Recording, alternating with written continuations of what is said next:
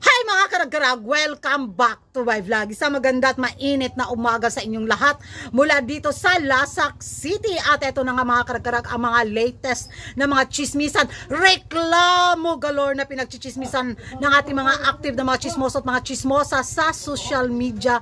Mga karag-karag lalo na sa ating mga kapitbahay na taga Milky Way. Yes! Tama yung narinig nyo. Alam kong updated kayo sa kaganapan ngayon na bumisita nga si Miss Supranational 2024 sa PINS na kung saan mainit naman siyang tinanggap ng Pilipinas mga karag-karag. Hindi naman ganun kabongga yung pag-welcome sa kanya, di ba?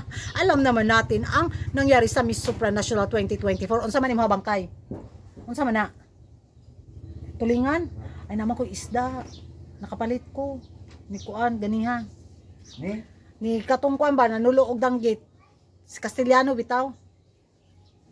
So, eto na nga mga karag-karag, dahil nga nasa PINS yung kandidata, yung reyna nila, naku, reklamo pa nila ay, sino daw nag-make up sa kanilang kandidata because it's not beautiful daw? Wow! Ano akala nyo? Anong tingin nyo sa kandidata ninyo? Maganda, gwapa, juday, gwapa, cute, mga taga Milky Way. Because sa amin, wala, jud. Wala sa standard yung beauty niya. Kung para sa mga ibang nanalo mga Diyosahang mga beauty queen. Tumanggap din kayo ng katotohanan. Basag-paunta ni silag sa amin ron mga karag-karag. Mirror on the wall. Sino ang delusional to all? Ganon. So, sabi nila, wala daw katalent-talent ang PINS pagdating sa make-upan galore ng mga beauty queen. Hindi daw kagaya sa Vietnam, hindi daw kagaya sa Thailand. Edek, dalhin nyo yung kandidata nyo doon sa, sa Thailand at saka sa Vietnam. Baka magmukhang tao. Pasalamat nga sila, winelcome yung nila, reyna nila dito sa Pilipinas. Di ba? With a open heart. Ganon. Tapos, magrereklamo silang hindi maganda yung pagka-makeup sa kanilang kandidata. Kung ikumpara yung pag-makeup sa kanilang kandidata, bitaw nung nanalo ito sa Miss Supranational 2024, ay, purya gaba, kadlukang baki yun ang ilang kandidata sa sa pa-makeup. Basta yung bati agdagway. Manaway na kung manlait tayo. Pero baka lang ba? Baka tulog lang sila o hindi pa sila gising hanggang ngayon bitaw sa katotohanan na hindi ganun kaganda yung pambato nila sa Miss Supranational 2024 na nanalo sa corona. Ay, kagigil mga karag-karag. Yung sabihin walang katalent-talent ang PINS at sino ang nag-make up sa kanilang kandidata. Shut up sila. Oy, ambot lang mura jud sila. Ninggilok ang akong mga kigul sa kanilang pa-claim na maganda yung kandidata nila. Ando naman, meron naman beauty yung kandidata nila. Pero kung i-level nila yung kandidata nila sa mga Diyosahang mga reyna sa nanalo sa mga international crown, waras kumigking, oy. Wag silang mga delusional at mga dilulu. Grabe, nasubrahan sila sa tama sa katul. Grabe siguro na sila makahit-hitong katul mga karag-karag, no? Parang kiniklaim talaga nila na yung mga kandidata nilang pinapadala sa international pageant is the most beautiful woman of the universe, the earth, the world, and the planet. Hay, prigaba.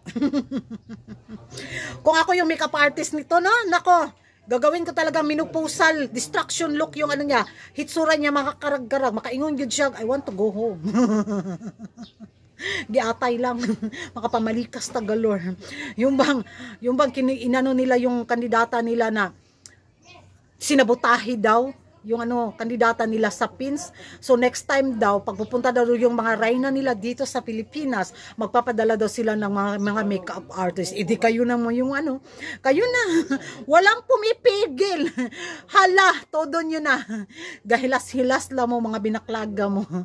Ay, nakakaloka sila mga karag-karag. Alam mo yung nakakagigil pero parang pampa-good vibes na lang talaga sila sa mundo ng beauty pageant. Sa pagka-feelingera galore nila, sa hambugera galore nila, sa pagka sobrang nila sa sarili nila. Di ba? Parang ayaw nilang tumingin, ayaw nilang magpaka-humble bitaw. Gusto talaga nilang ay bukad mig ilong. Ganon. Ay taas mi ugsuwang. Ganon.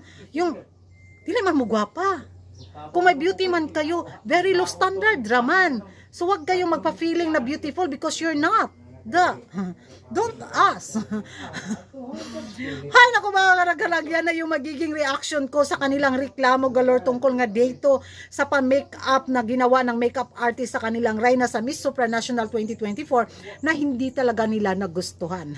Hindi pasok sa kanilang timplada standard galore. Mag-ingay tayo sa comment section mga karag-karag kung ano yung magiging reaction ninyo. comment down below. At kung hindi ka pa nakapag-subscribe sa YouTube channel ko, don't forget to like and subscribe. Kuragan Karag, ang babaeng lagi na karag-karag. And see you in my next vlog. Bye-bye!